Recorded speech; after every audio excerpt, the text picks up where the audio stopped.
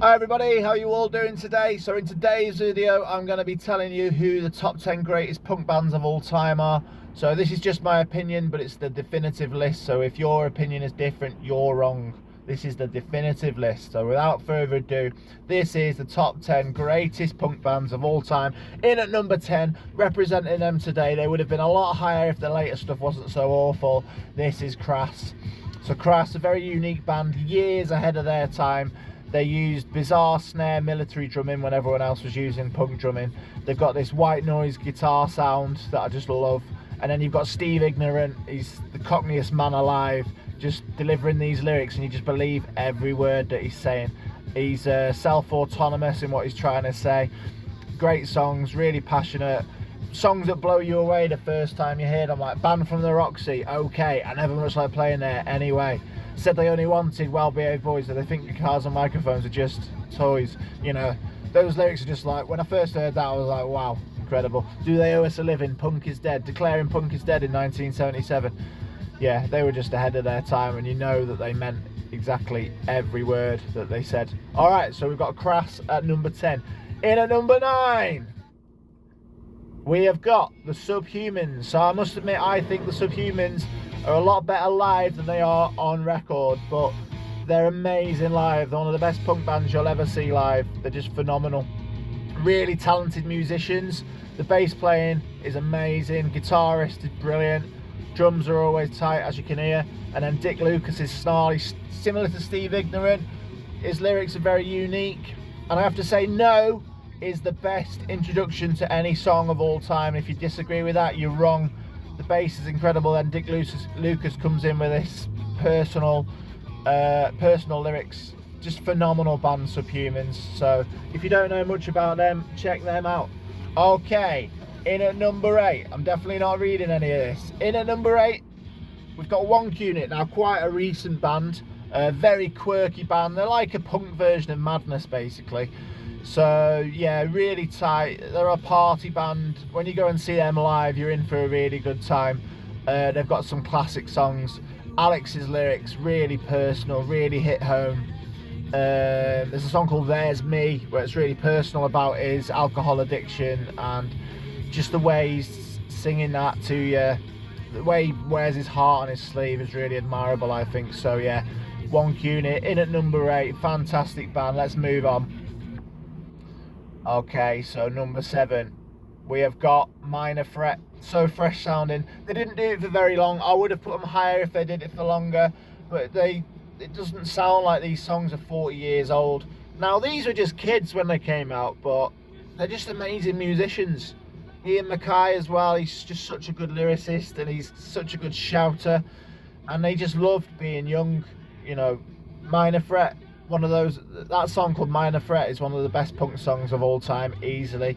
Just when he's screaming, I might be an adult but I'm a minor at heart, that always resonates with me every time he yells that. So I would have loved to have seen Minor Threat live, and I know they've got the integrity to never form and do that, even though I know they've been offered like 6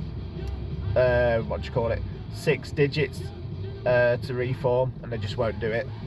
So I love the integrity, but at the same time I'd love to see them live. Amazing band, really good. Let's move on. In at number 6, oh, still Minor Threat. In at number 6, we've got the Inner Terrestrials. Now, I don't know if many people would have them in their list, but I just think they're incredible.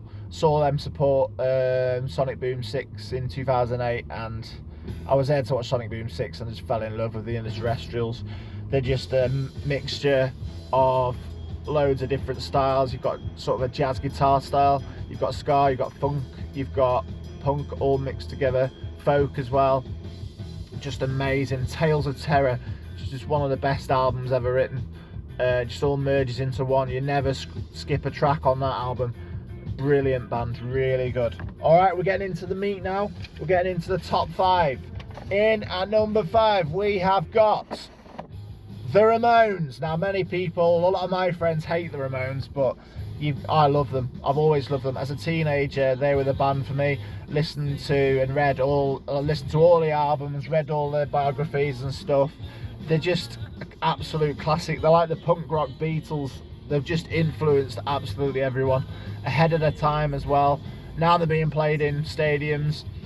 and on adverts and everything, but at the time they were unappreciated for what they are.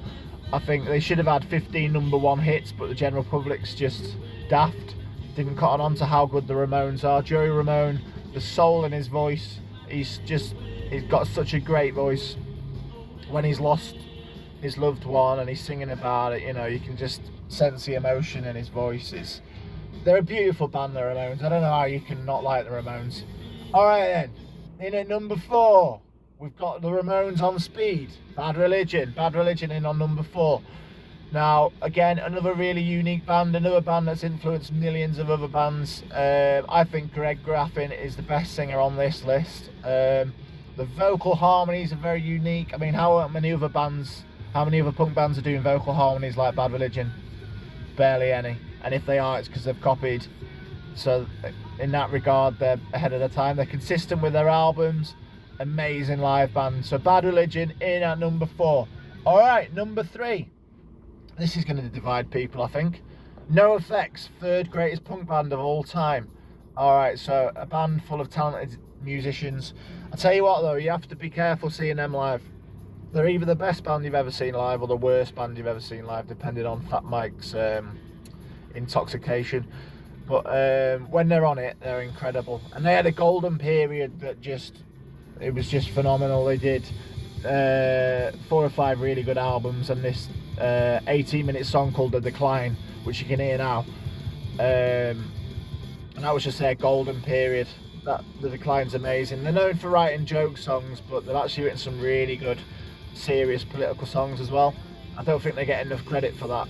Like The Idiots Are Taking Over, songs like that. So, in at number 3, NoFX. Okay, number 2, the most unique band on here. Very difficult to not put them at number 1. It was hard to do this list actually, to put them in order. So number 2, we've got the Dead Kennedys. So East Bay Ray is definitely the best guitarist you'll hear in punk. That's just not even a debate, is it? Let's be honest. He combines his surf guitar sound to the rest of the band's punk rock, energetic early 80s style. And then you've got Jello Biafra, he's a bit like Marmite, but his voice is so unique. And Plastic Surgery Disasters has to be one of the greatest punk albums of all time, easily. It's definitely in the top 3. The lyrics are so out there and they just make you sit up and go, what? I remember listening to Riot for the first time and just being scared, really. You feel as though the Dead Kennedys are the one band that could actually change politics, because like a lot of bands sing about politics and stuff, but Dead Kennedys are the ones where you think they could have actually changed something realistically. Alright then, let's move on to number 1. I know everyone's waiting for number 1.